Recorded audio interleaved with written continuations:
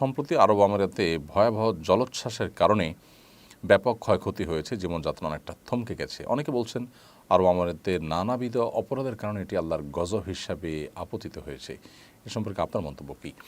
দেখুন, আরব আমিরাতে সম্প্রতি যে ঝড় জলোচ্ছ্বাস হলো, অতিরিক্ত বৃষ্টিপাত হয়েছে এবং এই ঝড় জলোচ্ছ্বাসের কারণে অনেক ক্ষয়ক্ষতি হয়েছে। পুরো জীবনযাত্রা থমকে গেছে। আপনারা অনেকে দেখেছেন মিডিয়ার মারফত যে সেখানে আরব আমিরাতের দুবাইয়ের যে সিস্টেমের গর্ব ছিল তাদের, সেখানে নাগরিক সুবিধা ছিল, সেখানে গোটা পৃথিবী থেকে মানুষ বসবাস করার জন্য যেত, আয়েশ করার জন্য যেত, তাদের সমস্ত কিছু থেমে গেছে। এবং পানি নিষ্কাশন ব্যবস্থাপনা যেহেতু সেখানে নাই, সাধারণত সেখানে ঝড় জলোচ্ছ্বাস হয় না, সেজন্য তাদের কাঠামো সেভাবে তৈরি হয়নি, যার কারণে খুব ভয়াবহ একটা পরিস্থিতির মধ্যে তারা পড়ে গেছেন।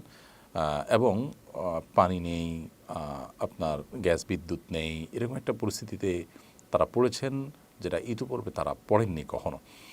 তো এটি আল্লাহ তাআলার তরফ থেকে তাদের জন্য অ্যালার্ম হতে পারে, সেটা একেবারেই স্বাভাবিক হতেই পারে। সাধারণত কোনো বিপদ আপদ হলে একজন ইমানদার, একজন মুসলিম, সেটিকে আল্লাহর পক্ষ থেকে তার কোনো পাপের জন্য অ্যালার্ম, সতর্কবার্তা হিসাবে তিনি নেবেন, তিনি সেজন্য সতর্ক হবেন। কোরআনে কারিমে আল্লাহ তাআলা এমনটি বলেছেন, যহারাল ফাসাদু ফিল বাররি ওয়াল বাহরি বিমা কাসাবাত আইদিন নাস লিয়ুযিকাহুম বা'দাল্লাযী আমিলু লাআল্লাহুম ইয়ারজিউন।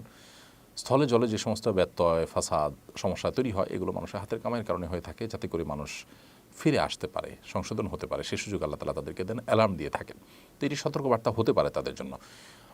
আবার একই সাথে তাদের পাপের জন্য শাস্তিস্বরূপ হতে পারে, আল্লাহ তরফ থেকে পরীক্ষা হতে পারে। যে কোনো বিপদ আপদ হলেই সেটি আল্লাহ তাআলার তরফ থেকে পরীক্ষা হতে পারে। আল্লাহ তাআলা বলেছেন, ওয়ালানাবলুওয়ান্নাকুম বিশাইইন মিনাল খাউফি ওয়াল জু'i ওয়া নাকসিন মিনাল আমওয়ালি ওয়াল আনফুসি ওয়াস সামারাত।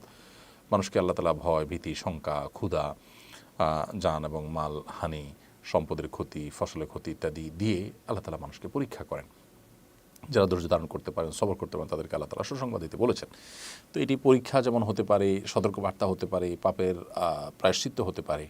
এটি ঠিক যে কোনো মানুষ যখন পাপাচার করে, সীমা ছাড়িয়ে যায়, আল্লাহ তাআলা একসময় না একসময় তাকে পাকড়াও করেন।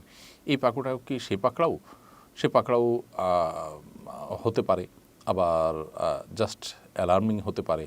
আসল এবং ভাবা পাকড়াও সেটা আল্লাহ তাআলা আরও পরে করতে পারেন, দুনিয়াতে করতে পারেন, দুনিয়াতে না করে আখিরাতে একসাথে করতে পারেন, সেটা একান্তই আল্লাহ তাআলার ইলমে আছে।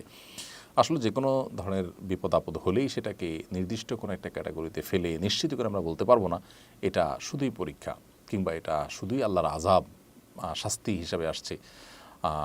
এরকম নিশ্চিত করে আমরা বলার সুযোগ নেই, কারণ আমাদের কাছে ওহী আসে না। নবীগণ থাকলে তাদের কাছে ওহী আসতো, তারা বলতে পারতেন যে এটা আল্লাহর পক্ষ থেকে আযাব হিসাবে আসছে, এটা আল্লাহর পক্ষ থেকে পরীক্ষা হিসাবে আসছে। কিন্তু আমরা যেহেতু সবগুলো অপশনই এখানে আপনার সম্ভাব্য, সো আমরা এটাকে আল্লাহর পক্ষ থেকে পরীক্ষা হিসাবে নিতে পারি, অ্যালার্ম হিসাবে নিতে পারি, এবং সতর্কবার্তা হিসেবে নিতে পারি, পাপের শাস্তি হিসেবে নিতে পারি। তিনটা সম্ভাবনাই কিন্তু এখানে থাকে, যার কারণে আল্লাহ তাআলার কাছে আমরা ইস্তেগফার করব। সেখানে যারা অবস্থান করছেন তারা ইস্তেগফার করবেন, আমরা যারা আছি তারা মজা না নিয়ে আমরা আল্লাহর কাছে ইস্তেগফার করব। আল্লাহ আমাদের সবাইকে যেন ক্ষমা করেন। সন্দেহ নেই যে সেখানে নানা রকম পাপাচার হচ্ছে, ভয়াবহ একটা অবস্থা তৈরি হয়েছে। একটা মুসলিম প্রধান দেশে এ ধরনের কর্মকাণ্ড সত্যি বেদনাদায়ক, সত্যি সেটা আমাদের জন্য দুর্ভাগ্যজনক। পৃথিবীর সবচেয়ে বেশি অপরাধীদের অভয়ারণ্য বা অপরাধ কর্মের সবচেয়ে নিরাপদ জায়গাগুলোর একটি মনে করা হয় সেটি আমাদের জন্য লজ্জার এবং দুশ্চিন্তার। আমরা দোয়া করি আল্লাহ তাআলা তাদেরকে সংশোধনের পথে ফিরে আসার তৌফিক দান করুন। এটাকে অ্যালার্ম হিসাবে নিয়ে তারা যেন সংযমী হন, তারা যেন সতর্ক হন। আল্লাহ তাআলা তাদেরকে সে তৌফিক দান করুন এবং গোটা বিশ্বের মুসলমানদেরকে আল্লাহ যেন হেফাজত করেন এবং